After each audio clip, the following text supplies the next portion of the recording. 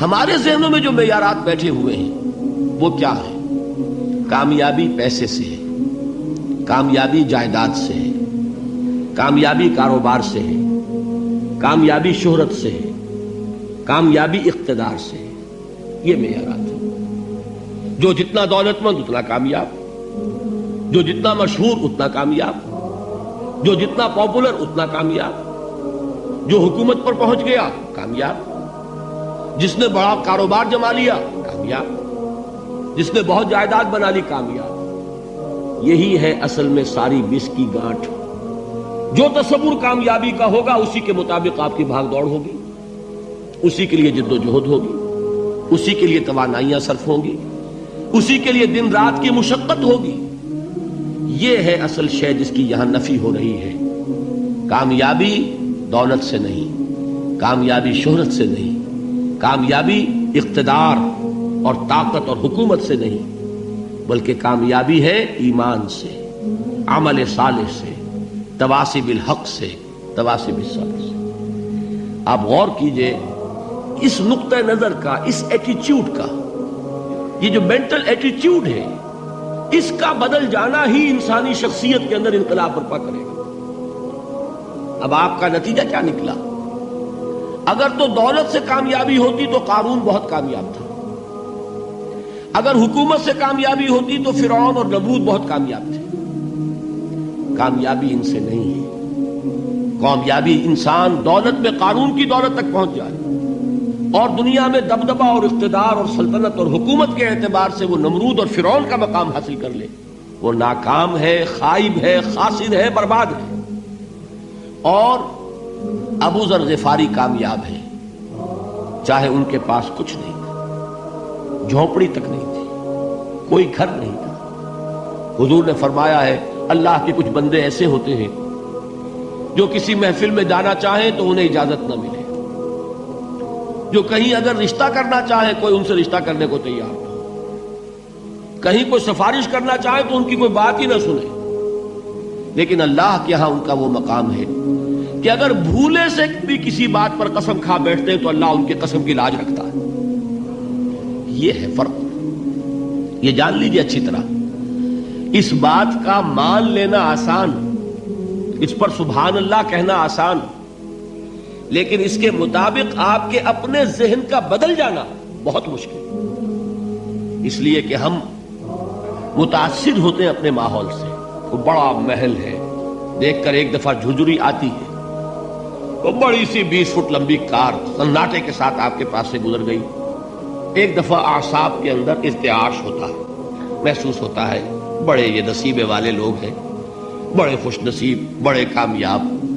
حالانکہ کچھ معلوم نہیں کہ یہی سب سے بڑی بد نصیبی ہو سکتا ہے کہ یہی سب سے بڑی ناکامی ہو. اگر ذہنوں میں یہ بات بیٹھ جائے کامیابی کس شے سے. یہی وجہ دیکھیے قرآن مجید میں بارہا آپ دیکھیں اولئک ھم المفلحون، یہ ہے لوگ کامیاب ہونے والے. آج ہی آپ نے نماز میں وہ آیات سنی، یا ایھا الذین آمنوا ارکعوا واسجدوا واعبدوا ربکم وافعلوا الخیر لعلکم تفلحون. اے ایمان والو، رکوع کرو، سجدہ کرو، اپنے رب کی پرستش اور بندگی کرو اور اچھے کام کرو تاکہ تم کامیاب ہو جاؤ. تو کامیابی کن چیزوں سے ہے؟ یہ ہے سب سے بڑا سبق. یہ ہمارے دل میں اگر بات بیٹھ جائے، ٹھک جائے، تو زندگی بدل جائے گی. صبح و شام بدل جائیں گے، نقشے بدل جائیں گے، بھاگ دوڑ کا رنگ بدل جائے گا، ویلیو سٹرکچر بدل جائے گا. آج وہ ایک چیز نہایت اہم نظر آ رہی ہے، کل نہایت غیر اہم نظر آئے گی. جیسے کہ حضور کی حدیث ہے مالی ولی دنیا، مجھے تمہاری اس دنیا سے کیا سروکار ہے. انما مثلی کراکب استظل تحت شجرۃ ثم راح فترکها، میری مثال تو اس سوار کی سی ہے جو تھوڑی دیر کے لیے ایک درخت کے سائے میں ٹھہرتا ہے سستانے کے لیے، پھر وہ اپنا راستہ لیتا ہے. اسے اس درخت سے مستقل تعلق اس کا نہیں ہے، وہ اس کا گھر نہیں، وہ اس کی منزل نہیں. اسی طرح یہ دنیا میرا گھر نہیں ہے. اب دیکھیے ہم کہتے ہیں انا للہ و انا الیہ راجعون، ہم تو مسافر ہیں، ہم اللہ کے پاس سے آئے، اللہ کی طرف ہمیں لوٹ جانا ہے. کن فی الدنیا کانک غریب و عابر سبیل، حضور فرماتے ہیں دنیا میں ایسے رہو جیسے کہ تم اجنبی ہو یا راہ چلتے مسافر. لیکن یہ طرز عمل کب ہوگا؟ جبکہ یہ آیت ہمارے ذہنوں کے اندر بیٹھ گئی ہو. والعصر ان الانسان لفی خسر الا الذین آمنوا وعملوا الصالحات وتواصوا بالحق وتواصوا بالصبر. یہ ہے اصل بات جو میں نے عرض کیا تھا کہ میں بتاؤں گا صحابہ کیوں ایک دوسرے کو یاد دلاتے تھے. اس لیے کہ دیکھیے جیسے برف باری اگر ہو رہی ہو، آپ باہر نکلیں گے تو برف آپ کے کپڑوں پر جم جاتی ہے نا، تو آپ جھٹکتے ہیں کپڑوں کو تاکہ برف ہٹ جائے. ہمارے ایمان پر اس دنیا میں رہتے ہوئے جب ہم متاثر ہوتے ہیں ماحول سے تو گردہ آ جاتا ہے، برف پڑ جاتی ہے، اس کو جھٹکتے رہنے کی ضرورت ہے. اور وہ جھٹکنے کی بہترین اور مؤثر ترین شکل یہی ہے کہ یاد رکھو کامیابی ان چیزوں سے نہیں ہے. چمک دمک جو ہے دنیا کی، یہ ساری چمک دمک جو تمہیں رجھا رہی ہے، جو تمہیں اپنے اندر گم کیے ہوئے، یہ لفظ گم پر اقبال کا وہ شعر یاد آ گیا کہ کافر کی یہ پہچان کے آفاق میں گم ہے، اور مومن کی یہ پہچان کے گم اس میں ہے آفاق. تم گم نہ ہو کر رہ جاؤ، اس میں مبہوت نہ ہو کر رہ جاؤ، مرعوب نہ ہو کر رہ جاؤ. دنیا ہی کی محبت تمہارے اوپر ڈیرے نہ ڈال دے، تمہارے دلوں کے اوپر مسلط نہ ہو جائے.